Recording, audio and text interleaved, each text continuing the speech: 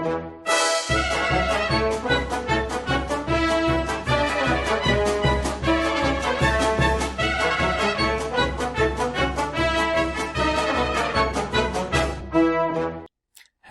and welcome to Mr. East Classroom. I'm very happy to have all of you with me today. In today's video we're going to be discussing the geographer's perspective. We're going to be trying to answer the basic question of how does the geographer look at the world and how can we all learn to be better geographers from that. So whenever you talk about how someone or some institution or group of people look at the world, what you're talking about is their perspective. As we mentioned in the previous video, different people across different times and places have different perspectives. And the more perspectives we can understand, the more tools we're going to have to look at the world. Specifically, the geographer has a specific perspective particular to his field of work and research. So we're going to look at the 5 basic themes or factors that go into the geographer's understanding of the world. Bit by bit, so that we can kind of use that both to understand what a geographer does and better what geography is. So the first theme we're looking at in geography is that of location. Location is perhaps the simplest theme in geography and the one that probably comes first to mind.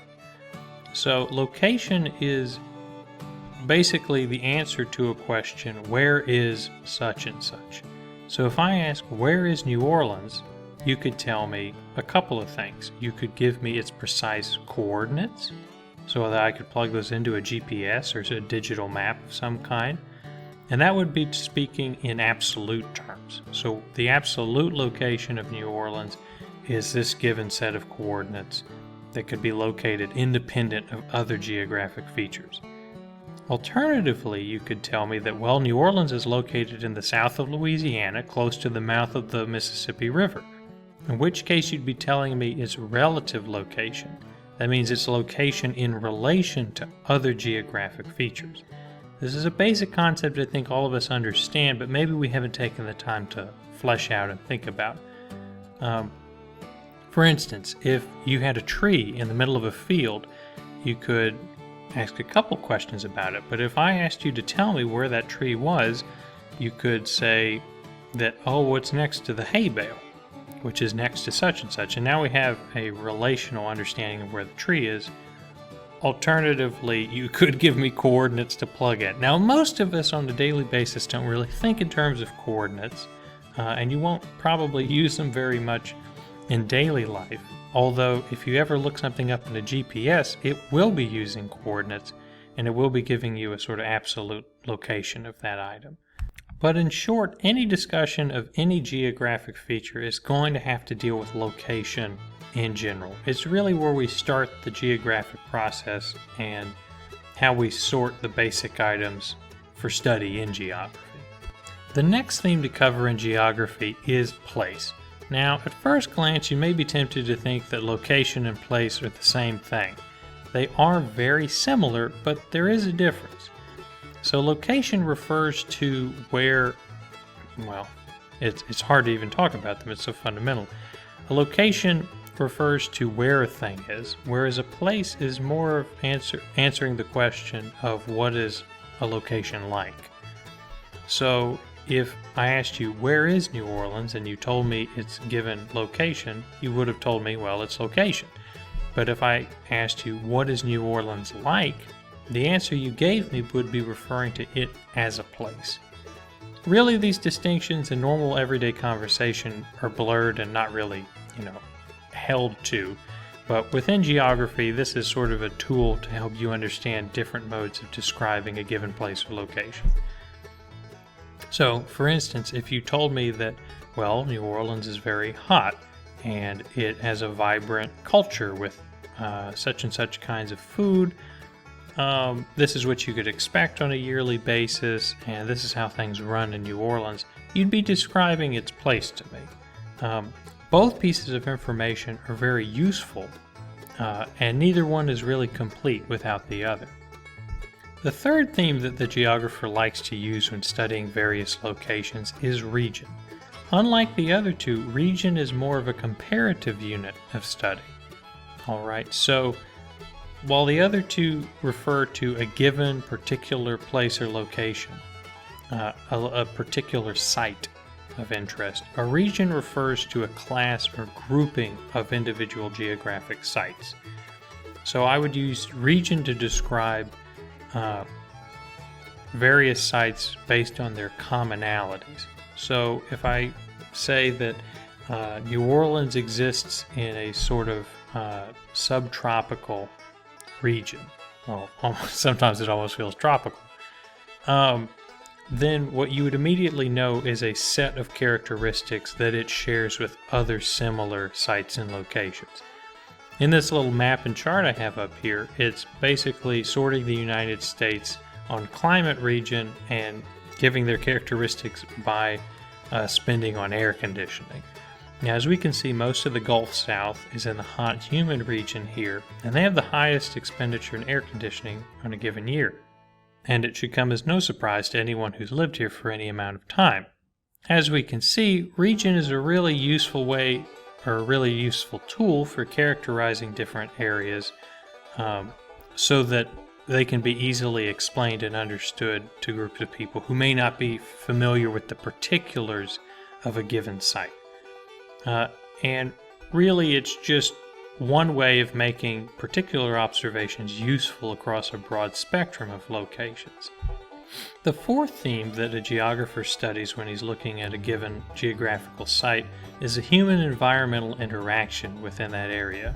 Human-environmental interaction, while a very big and bulky term, simply refers to the relations that human beings have with their given physical environment. Okay, so in Louisiana, you can kind of guess how this takes place. A person living here would be under the influence of certain environmental factors and has to live in certain ways because of how the environment shapes their life. So in Louisiana, we're surrounded by levees, right? Because we face the risk of flooding, both from the river and from storm surges during hurricane events. Likewise, our food is very much shaped by our environment. Our culture is, what we wear on a regular basis, and many other various patterns of life. And this kind of basic relationship is found all over the world in every given area. And really, it's one of the things that makes geography most useful and interesting across space and time. But as you can see, so far, none of these different factors of geographic analysis is useful in isolation from the other factors. So, if I were to just tell you a given location of a place, all right, I can't do too much with that. But then if I add place, you now have a better idea for what life is like at that location. You have more information. If I tell you, well, it's also like other areas in a given region, now you have a pretty good idea for what to expect, what to plan for. If I fill it out with more information, like what are local human environmental interactions like, well, now you're getting a pretty good idea for what the place is really like and what the people there rely on and expect. The last factor of geographic analysis, and the one that really ties all of these different factors together, is movement.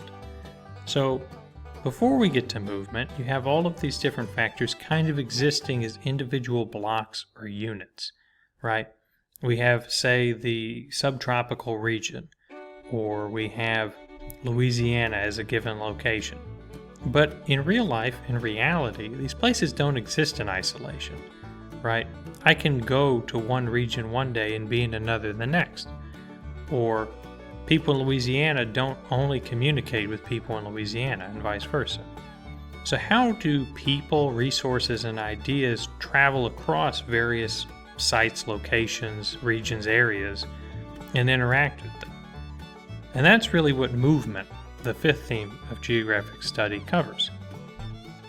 So movement can be many things. It can be just what you think and what this picture suggests, actual human travel, in this case via roadway. This is a picture of the causeway which crosses Lake Pontchartrain.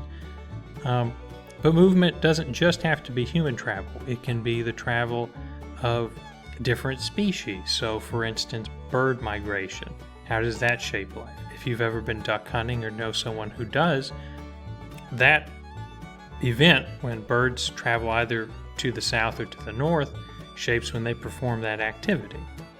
Just as region tells us something about how different areas and sites compare with one another, movement is one of the factors that helps us understand how all these things matter, how they all interact. Okay, because the differences between two things can really be understood when they come into contact with each other, and that's exactly what movement does. Movement is the factor that brings life and action into all of these subject areas of geographic information. And together, putting them all together, we kind of have an idea for how the geographer thinks when he looks at a given area. So to conclude, let's try and put these pieces together, okay, into one sort of sample of a geographer as he looks at a given geographic area. So let's say that the geographer takes interest in, Baton Rouge. He takes Baton Rouge, Louisiana, and he's trying to describe it to his class or to his friends and buds. So he says, well, Baton Rouge is located, toward the middle of the state of Louisiana, up on the eastern side of the Mississippi River. So he's informed them of its location. And then he provides the coordinates. I don't have the coordinates off the top of my head for where Baton Rouge sits on the map. Now he's given them both its relative and absolute locations. And then one person raises his hand and they're like, well, that's all well and good, but what's it like in Baton Rouge? And he's like, well, the local college there plays a really big part in the social life, as do the football games there. He could tell them a bit about what sort of people live in Baton Rouge and what different culture groups interact there. He could say that it's the seat of state government, so there's a lot of politicians there. All sorts of things that kind of give character to Baton Rouge's pattern of life. But next, someone might ask him, okay, well, that's all well and good, but, I'm trying to imagine these things in my head, and I'm just not really sure what this would look like in practice. And he could say, well, Louisiana exists in a subtropical climate region, and they can expect, light summer showers and that sort of thing. And then that person could say, oh, well, that's cool. My home of New Orleans exists in a similar climate region, so I think I have a better idea for what that looks like in practice. Then he could begin to tie in other factors. How do people in Baton Rouge live their life in accordance with environmental demands, or how do they shape the environment by the structures that they build, whether that be the interstates or the levees. And finally, he could talk about how people in Baton Rouge move from one area to the other, why it's important as a hub for transportation, what products come into Baton Rouge, so what goods and services come into Baton Rouge that help its local population live and do their business, and where do they ship things, all sorts of things. Many of these factors, and the reason I chose Baton Rouge is because it's an area separate from New Orleans, but with a lot of the same factors that go into it. So being on the Mississippi River and within Louisiana are two of those. But that's just a short, small example of how these different factors of geographic analysis can fit together into one piece. Now, when you come into class, I want you to be prepared to talk about these different factors or themes of geographic study in a practical way. So if I were to quiz you on some samples of geographic factors that had to do either with your own home or with school or Louisiana or New Orleans, just be prepared to talk about that. And beyond that, have a good afternoon. I look forward to seeing all of you in class.